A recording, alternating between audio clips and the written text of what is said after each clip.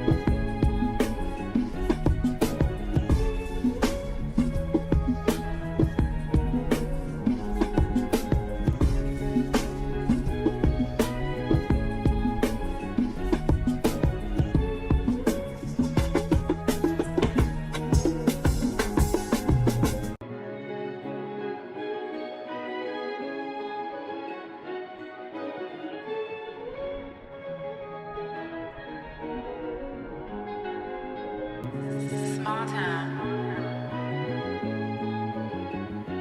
Damn, that's you strictly.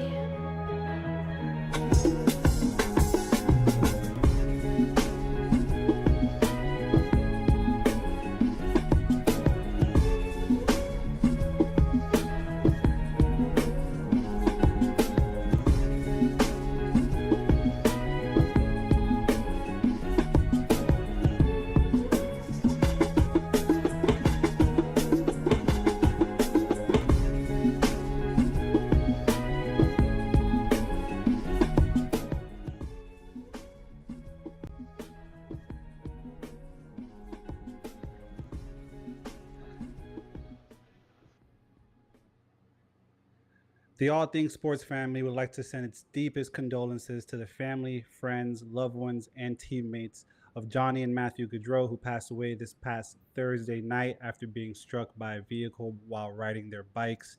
We'll have a brief moment of silence.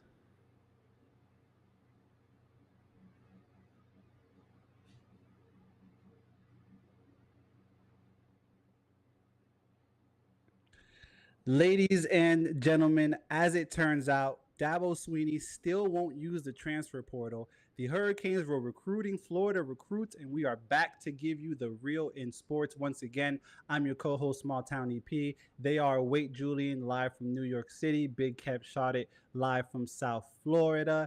And you are now tuned in to your number one sports talk show, All Things Sports, brought to you by Small Town Productions. Special guest this evening, Miss Allie Campbell, co-host on Fox Sport Knox, WKGM 1304. She might correct me. I might have that old number wrong, but if I don't, great.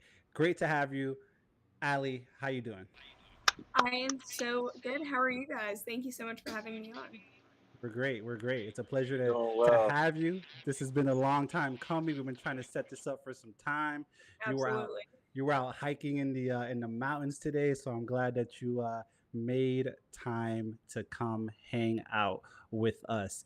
Allie, this summer you had the pleasure of covering collegiate summer baseball team, the Macon Bacon, based out of Macon, Yes. Macon, Georgia. When me and June at least, I'm saying we here Macon, Georgia, we start thinking about 2014 when Mercer beat Duke in the NCAA tournament. So you Yeah. know, Macon doesn't have the best connotation for us. But Ali, tell us, how was the experience of covering the Macon Bacon this summer? Yeah, it was great. It was unlike anything I've ever done before in my career. I originally signed on as the on field host, so that kind of entails entertainment and fun little games to entertain the crowd and interact with some younger fans and getting them in games like limbo and leapfrog and Simon Says and stupid things like that. Not stupid, but just silly things that weren't like seriously advancing my career. So then I asked them if I could also be a sideline reporter. So I ended up buying all this equipment and getting a whole setup going and researching and everything, and did pre and post game interviews. And then I did some sit down interviews as well. One of my favorites being our strikeout cancer video. which was just a night that we had to honor those in our community impacted by cancer. And so I interviewed some players and staff members and coaches about how cancer specifically impacted them. And it ended up being picked up by the local news. So it just, this summer really opened my eyes to all that is available in sports. And it was just really cool to see all these different players from all these different colleges come together and, form a team under a breakfast food. But it was great. Nah, that's awesome. That's awesome. That's awesome. And I've watched a lot of your content. The players and the team, seem to really love your energy and really kind of just like draw into you. You can tell that the connection was very fluid between you and the team. Thank you. Did you take anything away from the experience in particular? Oh, absolutely. I learned a ton about how to build those relationships with the players that you're interviewing. And so that they are willing to trust you and open up to you more. And like I mentioned, the Strikeout Cancer interview was towards the end of our season, and that's something that's very, very vulnerable. So I had all these players opening up to me on a serious level, some getting emotional and crying, and just knowing that I am someone that they can trust. I was editing it all myself. So if there's something they didn't feel comfortable with me putting out there, they knew that I wouldn't put it out there. So just from an interview standpoint, that's kind of what I learned. But I also just learned a ton about all these different schools that these players were coming from. Some used to be junior college players and worked their way up to D1, D2 schools. So just hearing about the different journeys was something that was really eye-opening for me.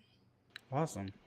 Yeah. Awesome. Ali, real quick, E, if I can chime Yeah, in, I wanted absolutely. to just piggyback off of EP, Ali. First and foremost, thank you for coming and spending time with us here at the Yeah, All Things yes. Sports Podcast. I went over your work. I looked around and see what you do. I think it's great. One of the things that stuck out to me was the energy, right? And like how the players themselves do kind of, open up to you and feel. It seems like everybody's themselves. Nobody's kind of like this is an interview or it's Right. nothing like that. And um, I don't know you. We obviously kind of just meeting now, but I can sense that you're like a people person. You like to be around others and kind of make others smile. It's kind of the energy I've felt from you for the last 10 minutes or so sitting here. But I just wanted to let you know that I think you're on a great path. And I think that you should just continue doing everything you have because you're a little younger than us. We're a little older here, but you just have so much in store for you. This is kind of me just giving you any type of words of encouragement if I can, and just highlighting the fact that I do notice you are doing a great job over there in Tennessee. So just wanted to Yeah, say thank you so much. I appreciate that. And it's cool being able to come on here with you guys and have the opportunity to learn from all the knowledge that you guys share and the software that you use and all of that. So thank you. definitely. Ali, what's it like hopping into now like the radio aspect, the radio side of things, and being a co-host on Fox Sports Knox WKGM 1304 now? How's that experience been going for you? Yeah, that was just, I have no idea why they reached out to me. I felt so underqualified for this position. It was something that I was really super nervous for. And I've kept up with sports. I'm super, super into, especially college sports. And I mean, going and talking about the football season, how exciting, but it was super, super daunting at first. So I just made sure to research, and just made sure I knew what I was talking about so I could go in there confidently. And I'm actually the only girl who's ever been a host at the station. So that's Wow, kind of a lot of weight to that's hold. awesome. And thank you, yeah. And they said that I'm likely the only female in that market, meaning Knoxville Sports Radio for Wow. East Tennessee. So just kind of a lot of pressure there, but it's really rewarding to know that people have seen my previous work and thought that I would be a good fit for this position. So I, that has pushed me so much, and I've learned so much already, and it's only been what 3 weeks. So I want to say underqualified, just throw that out the window, man. Like for real. And we tell ourselves things sometimes. We wonder how we got in certain doors and things like that. It's because we're right. supposed to be there, Somebody noticed it. Somebody realized you had the potential. It's up to you to prove them, that they were correct in showing that, and you'll do that. But yeah, underqualified is in the past. Like we're all qualified, you know what I mean? And Yeah. people notice the good in us, and so I'm glad you're getting this opportunity here, and you should definitely kill it, Thank you so much. Yeah, it's been super cool. First woman. I mean, like my sister down in Florida, she was the first female or girl to play tackle football in like the AYFL, the little league for the community. Oh, And so wow. like that's tackle football, and that's a pretty cool thing. Like I still tell people that to this day because I'm proud of her for it. But like this is something major, East Tennessee. You didn't say, in my little neighborhood of, one of the only women in sports in East Tennessee doing things on the radio, like own that, and be that. So definitely. Yeah, thank you so much. And Ali, I love that you mentioned college football because week one, pretty much in the wraps. I don't know if anyone has a live look at FSU Boston College, but who cares, you are a Tennessee alumni, right? Currently at Tennessee, University of Tennessee, and you were able to go to the opening game against Chattanooga, where you guys manhandled, zeroed them. They weren't able to score. Tell me, They scored 3 points. 3 points. I apologize. Thank you. 69-3. So, Tell me about some of the takeaways you took from the game because you were there live. So tell me, some of the takeaways that you took from the game, key highlights, key moments, and things like that. Yeah, so being on the radio station, we've really analyzed this team in depth and really looked at this roster. So I had things that I was looking for in this game, and I just really wanted to see them rotating the roster and taking players off the bench. I wanted to see us get ahead really early in the first half so that we were able to put in our second and third string guys. And that's exactly what happened. We obviously got super ahead. It was 45-0 at the end of the first half. And to throw in a little stat here, Nico actually had 314 passing yards in the first half, which broke the Tennessee record for points scored in the first half of a regular season game. So that was pretty cool to witness. But then we were able to put in our second and third string QBs to get them some reps and also get some reps in for different pieces of our secondary because that has had the most questions for us. So seeing a Deshaun Bishop get out there, seeing a Boo Carter get some playing time, there were some positions that were being debated over who was going to be our starter for that position. So it was great seeing all the different possibilities go out there on the field and get some playing time. Do you have a strong hold on how to pronounce Nico's last name? Because me and June were having a conversation about this earlier. It is I am Aliava. I am Aliava. Yes, that did take me a while to learn, but that's how you say it. And you'll be at, I assume, most of the home games this season. Do you have any particular matchup that you are looking forward to see? Yes, well, with the radio station, we're actually doing a man on the street kind of setup for each of the home games. So we're going to interview different tailgaters and fans outside of Neyland Stadium before every game. So I will definitely be there. I am obviously looking at the Alabama game because after that 2022 win, and then unfortunately I was also at the away game last year where we were up so much in the first half and then fell so ridiculously far behind in the second half. Anyways, redemption season this year, I'm looking forward to that game. And then also the Oklahoma game away, because that's going to kind of set the tone for our season and show us what we really have in Nico Iamaleava. What do you expect, or where do you expect Tennessee to be come when you guys play November 16th when you play Georgia? What are you hoping and what are you expecting to see out of Tennessee up until then? So being a realistic sports analyst, I am not expecting to win that game, and that's okay. I think a successful season can be a 10-2 or an 11-1. So I'm all right with losing to Georgia, as much as that hurts every year. But I am looking for us to hold our own and make it closer than it was the past 2 years for sure. I'm looking for a defense that can combat their incredible offense, and I'm looking for Nico to look really strong and the offense to look very clean. Love that. Love that. Love that. June, Yeah, one thing I just want to point out, like, you know, it is interesting that you guys have Oklahoma on that schedule, and you guys being, uh, an SEC team. Oklahoma's coming over to something that they've never been a part of at this point, and I think that's going to be a challenge in itself for them to figure out. We saw last night. We'll probably talk about it later. How USC was able to, take care of business coming into the SEC and Right. playing an LSU team who we thought would be, I guess a little better than what they showed last night. Which they didn't look bad at all. That's LSU, but there were some coaching things. So not to get too far away, I just do know that Oklahoma coming to the SEC is a challenge. And at the end of the day, they can have the high power offense. Jackson Arnold's a great quarterback over there, and they've done great things in the recent memory. But Tennessee is still going to be a challenge for them. And I think with this quarterback, that's the difference this year. You guys have someone to look at and say, okay, this guy can go win us a game. He can be a super difference maker. We haven't had something like this in quite some time. Yeah. I'm just interested to see how you guys put it all together throughout the season.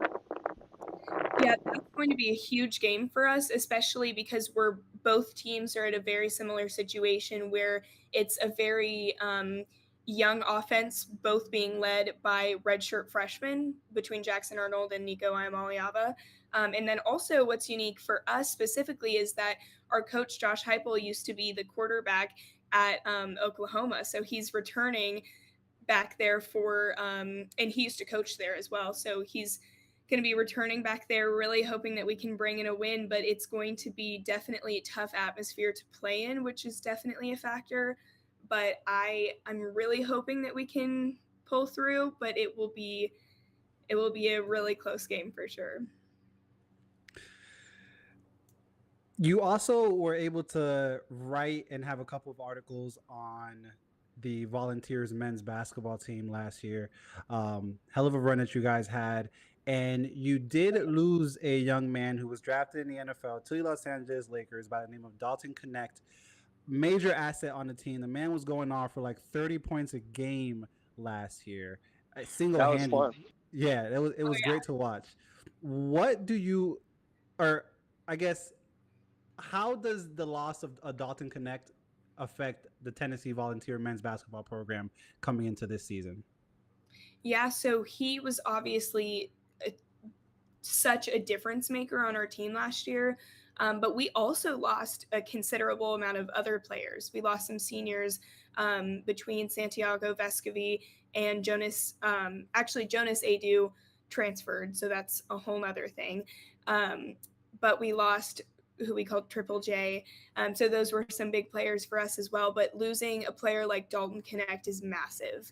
He was just an incredible player, obviously a three-pointer through and through, but we've added some new pieces. We keep our point guard, Zakai Ziegler, who's kind of a pace setter and a leader for our team. So that's going to be a big deal for our team going into this season. But we also bring in Chaz Lanier. He's a super strong basketball IQ. He's from North Florida and proved to be one of the most efficient scorers in college basketball last year. So he'll be a big piece. And then we also bring in a player named Felix Okpara, I believe is how you say his last name. But he is super tall, 6'11", same height as Jonas Adu. And he is a Ohio State transfer. He will be huge for our team. And he was number 7th nationally last year in blocks with 83. And then we're also bringing in Darlin Stone Dubar. And he committed in April, and he's just going to be an incredible shooter and efficient scorer for us as well. So I'm hopeful for this team, although losing an incredible player like Dalton Connect is going to be very impactful, obviously. Allie, you're a Braves and Falcons fan, correct? Absolutely. through and through, through and through. We got week one that we'll get to in a second because Pittsburgh's in town this weekend. But before we get to that, last month of regular season baseball, the Braves are holding on to that wild card spot. They are 74 wins, 63 losses, have a half game lead on the Mets, which we talk about on this podcast how, the expectation that we have of the Mets just falling apart, and they have not done that, but regress, bring it back down to the South. The Braves, like I said, have that wild card spot, not locked in because once again they only have a half game lead over the Mets. What are you expecting in these last 24, 25 some odd games in September from the Braves? Honestly, at this point, I have no idea what to expect. Our roster just kind of fell apart this season, losing some of our best players. Obviously, it helps having Harris and Austin Riley back now.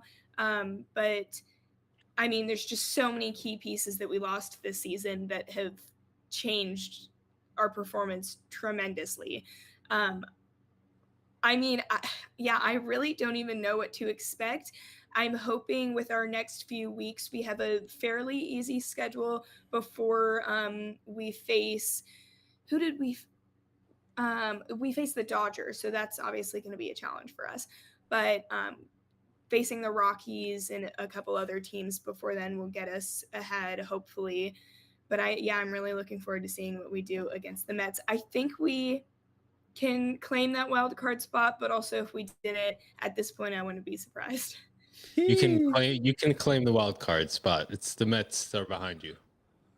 But Kev, it's a half game now. We were just talking the other day how it was like a 3.5 game lead. There's like 30 games left in the season for the Mets to screw it up. You're the Mets. But, I mean, the Braves are just so unpredictable at this point too. So we'll see. The Braves won a World Series without Acuna. Like, I feel like they're getting healthy enough to make a playoff run. Yeah. Granted, they don't have Freddie Freeman this time, but yeah, true. Allie, week one, Pittsburgh is in town at the Mercedes-Benz Dome. Kirk Cousins is QB1 under helm as of right now. You guys got Bijan Robinson. A lot of things going on in Atlanta. What are you looking forward to in this week one? What are your expectations from the Falcons with this pretty much new offense, new head coach coming into this first week of the NFL season? Yeah, let me tell you, the Falcons have put me through the ringer here. I have been all over the place with them. The draft drove me insane. Why are we drafting Michael Penix? I still don't understand. But then they brought in some other pieces with Matthew Judon and Justin Simmons. So then I was like, okay, we're bringing it back. We're reeling it in. Still don't always trust their judgment, but I do think that we can bring it home against the Steelers this year with all of their quarterback questions and other things that they have going on. I think this should be a matchup that we're able to win. And the Steelers actually have the toughest schedule in the NFL, so I don't predict them going far. But the Falcons will definitely this will be a big season for them to kind of prove that their decisions were valid and kind of justify those. So. Yeah, that's true. Let me ask you real quick, though, as far as, sometimes our favorite teams draft somebody or we finish the draft and we come out of there like, I don't understand. Now that we're here in, September, football is here, week one is coming up Sunday. Where are we with Michael Penix? How do we feel? Is it something that you think we might be seeing him toward the end of this year? You think Kirk Cousins is going to be the guy 100%? Or I'm in New York City. We almost saw an accident just now, but everybody's safe. Do you think Kirk Cousins is going to finish out the season? And are you excited for the fact that you do have someone who participated in a national championship just last year for your future?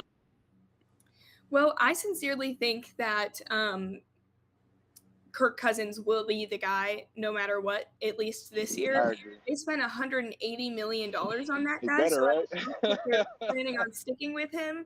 Otherwise, that is just a total waste. But I do think Penix will definitely get some reps in this season.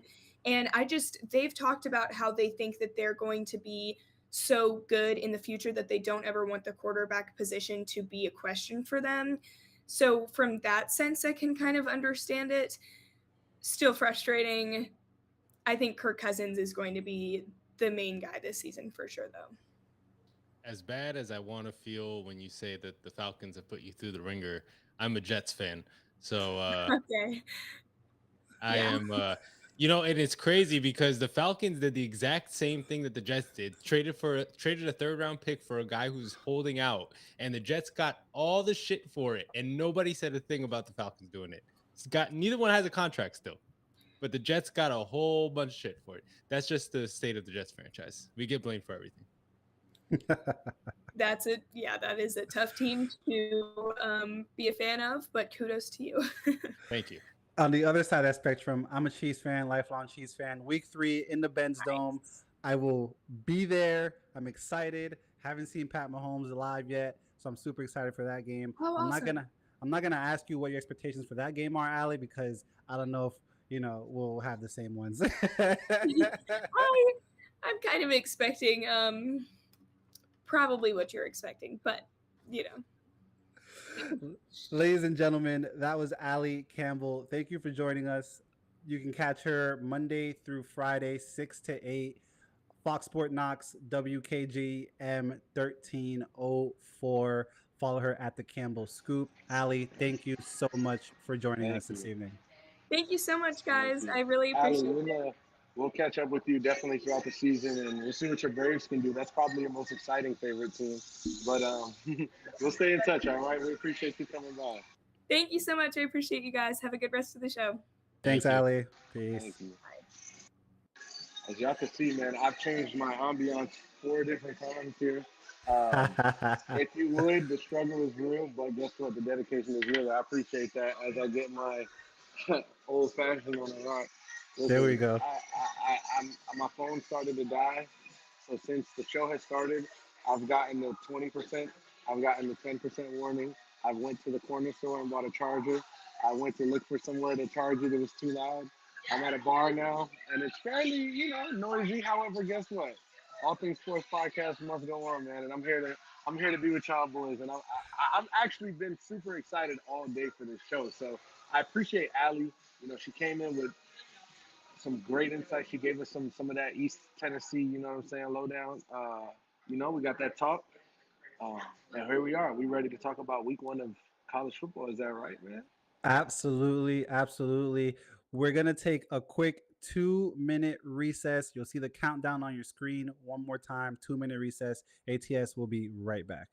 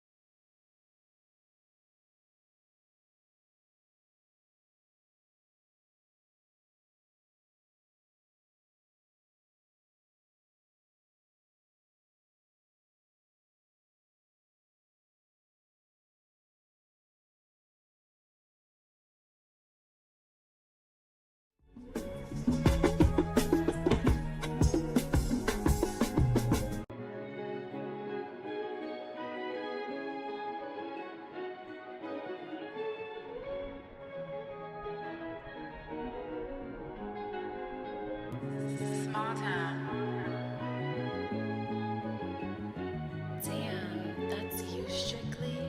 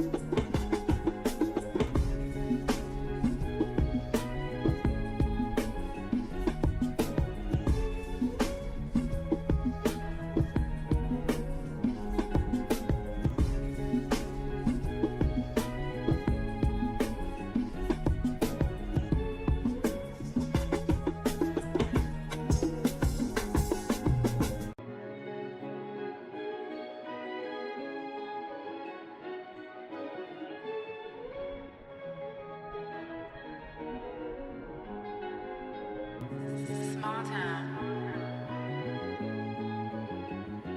Damn, that's you strictly.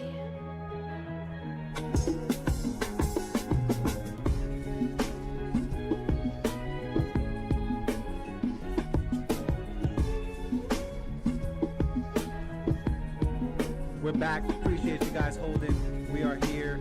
We are going to recap week 1 of the NCAA. We're going to start with the Canes going to the swamp and standing on business, taking care of the Gators 41-17. Cam Ward, absolutely phenomenal game. Phenomenal game. Kev, talk to me about some of the biggest takeaways you took away from that game. The biggest one, and I told you and June this in the chat, was that I feel like that's the quarterback play that I've been waiting to see out of any quarterback on any of my teams, because neither the Jets nor the Hurricanes have had good quarterback play in several years. So Yes, sir. that was very refreshing to see. That last touchdown throw to me was the one that was just, I was like, for him to Man. roll left, spin away, roll left, throw across his body, and just like zipped it to the back of the end zone. Like that was the one that made me really be like, okay, maybe we got something this time. So there's been a lot of hype around guys. Tyler Van Dyke, it was the latest one, and so to see somebody actually live up, again, only week 1, and I said last week I'm not letting them get my hopes up again. So it will be a wait and see thing, but so far so good. I like what I saw week 1. June, can you say that Miami is back with the performance that you saw, or are you I'm not still saying pumping it. the I'm brakes not on saying it? it. I'm not saying it, man. I'm not gonna say it, and I'll say this. This team is different. I came on here last week after my conversation with Steve-O. Shout out to Steve-O, 365 Canes Info on Twitter. Go follow him on Twitter and subscribe to his YouTube channel. Also, it's a little dark. We got a situation. It's Labor Day weekend. It's party vibes. So I'm here in New York City kind of doing the thing. But we had the main thing over here. So I'm just letting y'all know, what's going on. But EP, I gotta say, it looks different. Steve-O told me the energy just different. Practices are different. And the roster, you look at the depth chart, and it just is what it is compared to the last few years where we had Manny's class, Rick's class. This is Mario Cristobal's class. And the guys that we got, like a Wesley Bissaint, I mean, shout out to 31 balling on defense on Saturday. You know what I'm saying? Shout out to our corners balling in man coverage press. Our deep pass rush getting to the quarterback. Like, everything we needed to see out of the football team this weekend, we saw it. And the only thing I'm a little scared of is the fact that maybe Florida just sucks this bad, right? Like, I hope we're as good as we played. I think we are, but like Florida looked pretty fucking flat, and they looked like they had no business being in the game in general. So it's a concerning thing if you're a Gators fan, and you had any high hopes, especially with that schedule that they have, like come after week 6 or so. But this was their first test, and on both sides, we proved it. I'm super super excited to see the fact that we do have a quarterback. Going off Kev's point, I mean, what can't Cam Ward do? We've seen every arm angle. We've seen the deep throw. We've seen accurate to the sideline. We've seen in the middle of the field. We've seen across his body. He had a mistake where, he throws a pick across his body. And to be honest, you don't get mad at him because you're like, you know what? Your talent is going to take us as far as we need to go. And plays like that are going to get us places. And so it's not always going to work. Sometimes it looks like a bad decision, but you have the talent and you're smart enough to know that you made a good try doing it. I'm not mad at that. So shout out to Cam Ward, man. But most importantly, like I said, all 3 phases really won this game. And so it's very promising looking at what we did Saturday versus looking at the schedule we have in front of us. Very favorable this week. Well, obviously this week, but this season. And I mean, again, I'm not going to say the U is blank, but I will say this team is different, and I'm excited to see us and how we can make a playoff run.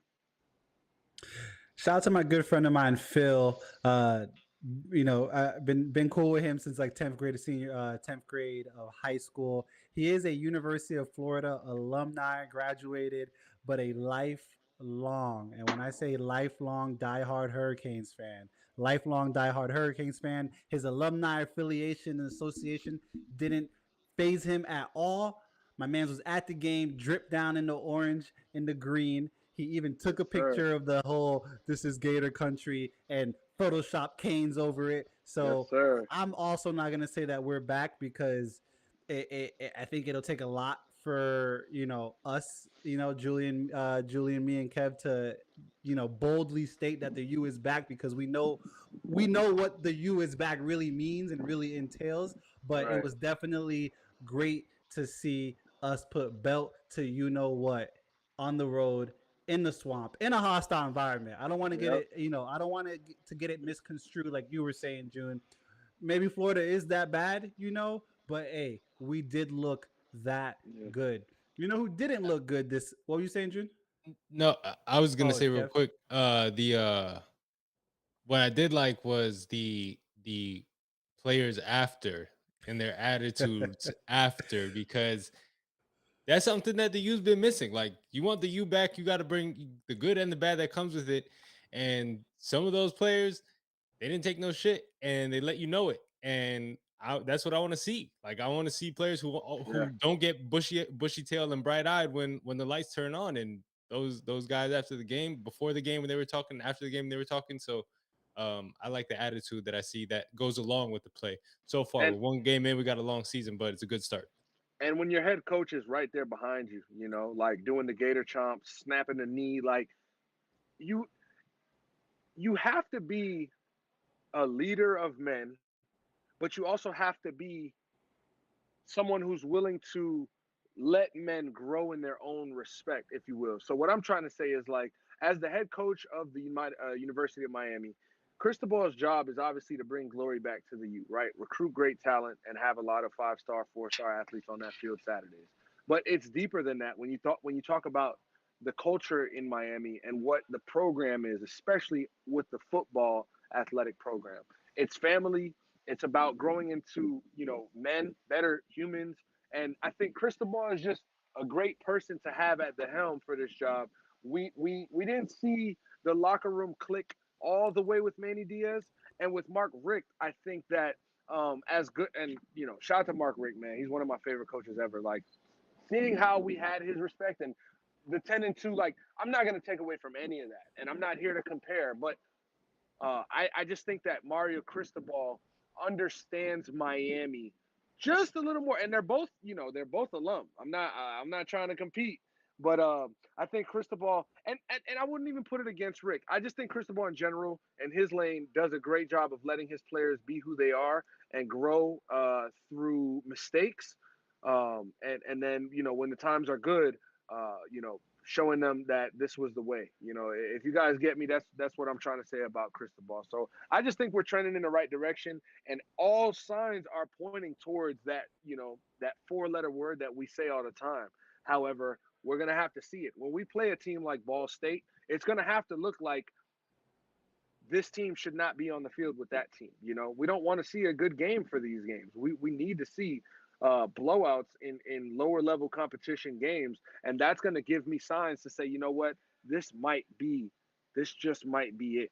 But we'll wait. It's been 1 week, man. It's just very exciting that college football is back in general, and we get to smell, what victory tastes like again. And next week we get to do it all over.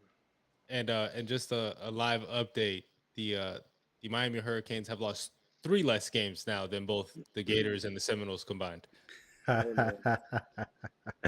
Hey man, you know who didn't get to taste victory this weekend? Brian Kelly and the Whew, LSU Tigers. After whew. being tied at the half 10-10, they end up losing the game 27-20.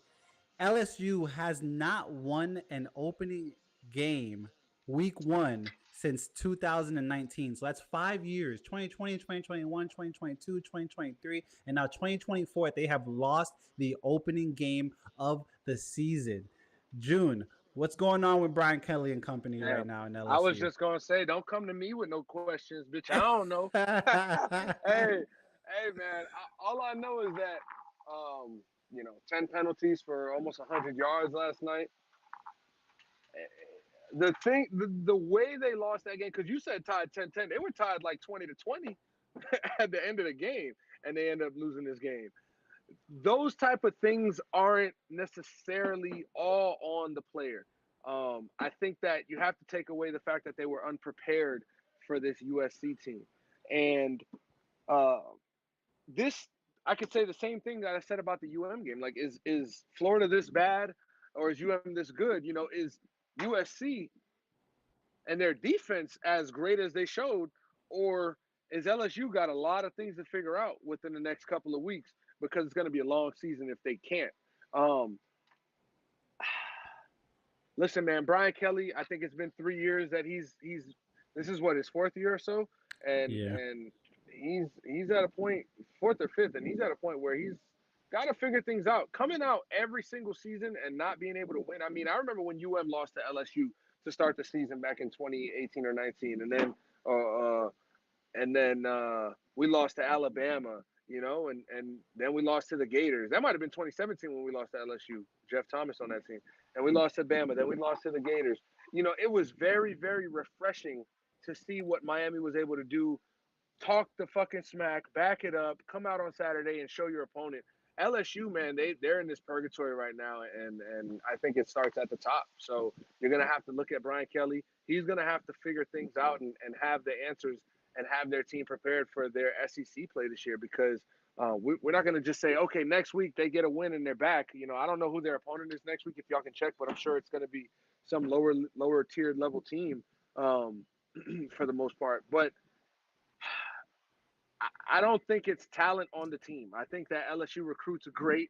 Brian Kelly's a great recruiter. They're putting product on the field. There's a disconnect when it comes to closing games, because we see them a lot of times let up late leads and they aren't able to finish what they started early on. And so those are the things that Brian Kelly has to take back and address, because he comes to the press conference and he's slamming his fist, on the thing and saying he's angry. I'd be angry too, but it starts with you. So, Kev, what you think about that LSU meltdown right there? Also, Well, before you do, I do want to give credit to a good USC team who looks to be the part so far in this. What are they in the Big Ten? Big Ten. Mm-hmm. Big Ten now. So we'll talk about USC a little more. I want to hear Kev's thoughts. So, I was actually funny enough regarding who they play next week. I was on the LSU team page and I saw, Nichols. yeah, so I saw the logo and I was like, who the hell is that?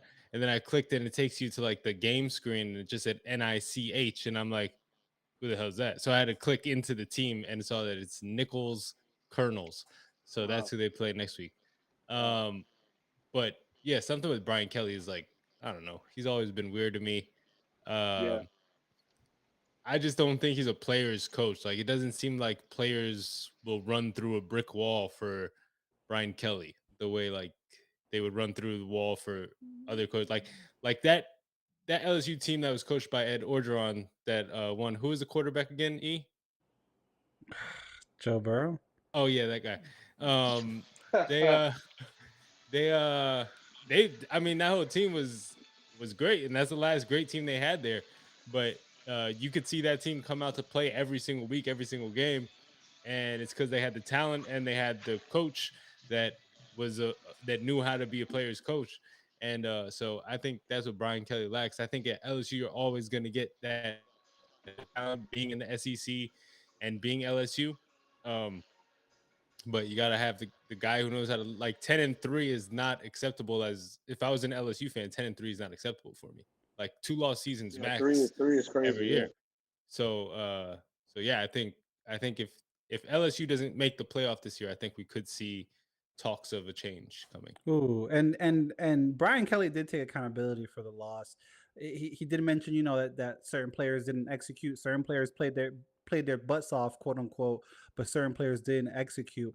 I remember at one point, and I'm sure you guys can recall, when LSU was like DB University, and their secondary is getting burnt for 378 yards in this opening game against Southern California. Which, again, kudos to Southern California, a great team. But do you think, Kev, that it starts in that secondary and with those DBs? I think it's the whole team needs to perform better. Like a lot of people expected LSU to run away with that game yesterday. I saw more people saying LSU were going to win that game than USC, and I saw a lot more people saying, well, not a lot more people saying it, but I saw a few people saying that it would be a blowout. And you expect the SEC team, and yes, USC is a Big Ten team now, but they've been a Pac-12 team, so there's 1 year of being in the Big Ten, and the recruits that may come along with that. But LSU's the SEC team, and the SEC is used to being this dominant force. And we saw USC beat LSU. We saw Miami go into Gainesville beat University of Florida. So uh, Georgia held their own against Clemson, but uh, that neither here nor there. They but yeah. So I think just as a whole, the team should be better. Like that's it. The offense wasn't really clicking either. The offense was like they didn't do anything bad, but they didn't do anything good. Yeah. Like they were just they looked mediocre. So Whew. I am in Atlanta, as everybody knows, and the humbug and commotion that was surrounding Mercedes-Benz Dome as first off, as a neutral site for a Georgia game is crazy, but whatever. Clemson comes to town, fresh off of let's leave the ACC, along with Florida State, but who cares? They lost again, and they just can't keep up. Can't keep up. Score 3 points. They lose 34-3. Don't score until the third quarter. It was just looking nasty. And then, of course, Dabo Swinney is getting the questions about why he refuses to go into the transfer portal. And at this point, there's four schools that have gotten no players from the transfer portal, and 3 of them are like it's Army, Navy, and the Air Force that just don't accept transfers. And then you got Clemson.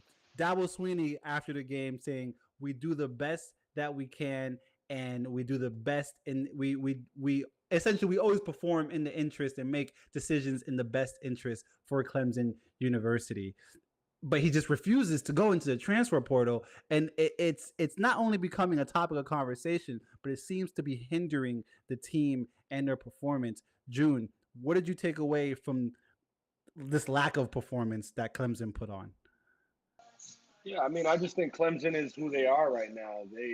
We see the type of athletes that Roddy White pointed out that Clemson has. The majority of their athletes don't seem to be as the ones of years past, and that's what happens when you don't use the transfer portal. I think the transfer portal is the key to the national championship these days. One and done culture in basketball, it's the same thing. Like you have to figure out who your next guy is going to be. Like these kids, and rightfully so, don't care about the school that they get their diploma from as much as they did back in the day. You go to Duke University as a freshman, and everything is all glitz and glamour. But if you're by the junior year, you ain't getting playing time, or you might have a better opportunity here at USC. You better go take that flight and change your lifestyle, because this is the key to success. So Dabo Swinney being as stubborn as he is and stuck in his ways, it doesn't make any sense. I don't know if this is his way of like being washed and not wanting to either come to terms with it or not look like he can't coach anymore because the talent, he just doesn't have it on his team. But at the end of the day, being a good college football coach, it becomes, can you get guys in the transfer portal? Can you get guys recruiting? And so if you don't check both of those boxes, what does Clemson's athletic director look at Dabo Swinney and say, all right, well, we need you? In years past, Dabo Swinney's name rang bells in South Carolina, North Carolina, and those states as far as recruits and wanting to get talent over there. Who wouldn't want to play for them? Coming after, Trevor Lawrence, Deshaun Watson, Sammy Watkins. There's a bunch of guys that went to Clemson. But if my head coach is going to be so stubborn that he doesn't want to use the transfer portal, when we look at NIL deal being a thing now in college sports, and the fact that it's like I compare it to like weed in New York City. You can buy weed anywhere nowadays, and it's crazy. Back in the day, I mean, stop and frisk was a real thing. Obviously, police brutality, is a big thing in this country. And in New York City, there was a lot of shakedown for the minimal stuff. It's all legal now. You can find a corner store with weed on every block. And guess what? There's a 5-star recruit transferring every single year. You better go get you one. Look at what we're talking about. We started off college football today with Hurricanes routing Florida. It doesn't happen without transfer from Washington State, Cam Ward. You have to go out. And guess what? The Hurricanes are going to have to go and get a transfer quarterback next year as well because we don't got one in the locker room right now. So as big of a thing as it is in college football for Clemson to be as stubborn as they are in Dabo specifically, it's just a little baffling. And hopefully he'll come to terms with understanding that this is the way of, college sports right now, where the state is at. Or Clemson's just going to go down and be like the NC State Wolfpack or something like that. What are we going to be watching? Hey, I love that you mentioned the one and done culture in college basketball because I mean, close to me in June, Coach K was extremely against one and done players. He did not want to do it, wanted nothing to do with it until he had to recruit some one and done players. Oh, this is how you win? All right, say less. Yeah, exactly. And what is Coach K? A winner. A winner. Absolute winner. Now, Kev. No, what happened was he saw Calipari winning national championships and was like, this motherfucker. Yeah, wrong. Hey, wrong blue. Now, Kev, June mentioned a couple of names, Deshaun Washington, Trevor Lawrence. Those names come along with national championships. Would you say that Dabo Sweeney is still living in the shadows and in those highlights and in the spotlight of those national champions? Of like those teams? Yeah. I mean, yeah, at this point, like if you take those national championships away, he'd probably not have a job going into the season even. I think you win. I mean, granted, you got 2, and there's not a lot of people who can get 1. So he's got 2 there that definitely buys you more time and more leeway with that school that you've been with. But it's like you said, that's exactly the analogy I was going to use. Coach K was so against it, saw Calipari win a national championship with a bunch of guys who just were freshmen and then went to the NBA the next year and was like, all right, fuck it, I'm in. Dabo's like, he's 3 of the last 5 Heisman Trophy winners were transfer quarterbacks. Like Joe Burrow, Caleb Williams, Jaden Daniels, all were transfers. You've got to hit the transfer portal at some point to find somebody. Like there's somebody out there who can help your team. You scored 3 points. Granted, it's Georgia. It's not the easiest first game of the year. You scored 3 points. There is somebody in that transfer portal that could have helped your team going into this year and will be able to help your team going into next year. So you got to find the guys. I mean, absolutely. It's you gotta adapt to change, and like you don't have to like it, but if you want to keep your job, you got to do it. 1000%. There was a lot of just blowouts in the top 25 this week. Obviously, week 1 comes with, the FCS teams and, those getting checked off. You guys have any standouts as far as top 25 goes this week that you were just either super impressed about how they just manhandled the team or maybe a little worried as far as how they weren't able to take care of business in week 1? Yeah, I wanted to talk about that Notre Dame game. Texas A&M, we know how hard it is to play at Kyle Field, right? 12th man defense over there. They've got some recruits, and they've got some second, third-year players phenomenal on that side of the ball. And Notre Dame is just – I got to give credit because Marcus Freeman joining that team and kind of just taking them to what they are now because – Notre Dame is always a competitive team, right? Dating back from the Jeff Samardzija, Golden Tate, and Brady Quinn days. Who was that? Charlie Weiss? Charlie Weiss days. But those were days. Yeah, they've always remained relevant. They weren't always, once the college football playoffs started, Notre Dame and the Manti Te'o situation, they had their, top 3, top 5 run. But they've just found a way to maintain relevancy and maintain a way to get recruits every single year. Marcus Freeman's done an incredible job, and Jeremiah Love, he showed Texas A&M, what running the football is over there in South Bend. So Connor Wigman came into this year as like Heisman hopeful candidate. Number 15 can take Texas A&M really, really far in the SEC. Jimbo Fisher and Texas A&M, to me, they're similar to LSU. I think LSU is like they get more talent. They're a little more hype because of the alumni that comes in and out of there. But there's always this hype around that team, Texas A&M, Texas A&M, LSU, and it's a little underwhelming. And so I guess it's just back to the drawing board. It wasn't a great matchup. Notre Dame showed them they were much better than them on Saturday. And Connor Wigman, if he's not going to win the Heisman this year, but if he wants any chance at a playoff and keeping that team relevant in College Station, then he's going to have to start hitting his target. Kev, what about you? Yeah, so I just wanted to shout out to Jeremiah Smith, JJ at Ohio State, #1 player in the country. I was able to shoot some stuff for him last year in his senior year at Chaminade. So that was dope to see him go out and show out in his first game in an Ohio State uniform. Also, shout out to Jordan Lyle, one of the running backs in rotation for the University of Miami, another player that I was fortunate enough. And I just wanted to say, man, like being in Broward is super dope. To watch these kids like start out in high school and see them play at this level, and not only play but perform at a high level at this level, and knowing that their future is very bright and there's a lot more to go. Their story is just getting started. So just wanted to shout out all the kids from Broward who put on their uniform this weekend and got out there for their first college football game. Hey, and Kev, shout out to you, man. You just posted, right before the show, you were able to go shoot for American Heritage down in Plantation, Florida. And you kept the state championship banners in view at all times. But not only that, these boys I don't even know who they were playing. It looked like they were playing Flanagan. I don't know. They were playing Western. It was on Friday. They played Western. Oh, God. I almost went to that high school. I hate Western. The game was high school.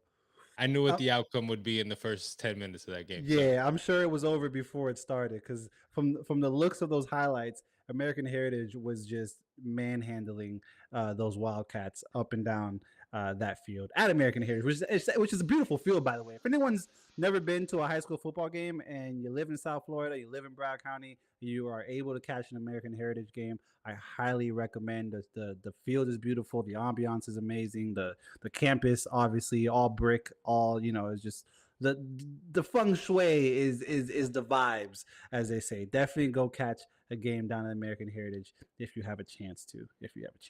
Hey boys, I just wanted to, before we get out of here, just shout out a couple quarterbacks that had some good performances and quarterbacks that we're going to be talking about throughout this whole year.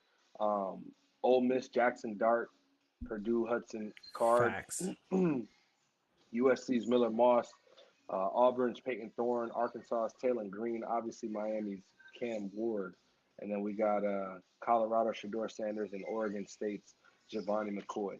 These are a bunch of guys that we're going to hear throughout the course of this year, putting up 4 or 5 touchdown games and 300-400 yard games. So I just wanted to spotlight them as they had some of PFF's highest graded weeks for week 1. Tyler Van Dyke isn't on that list? No. Crazy.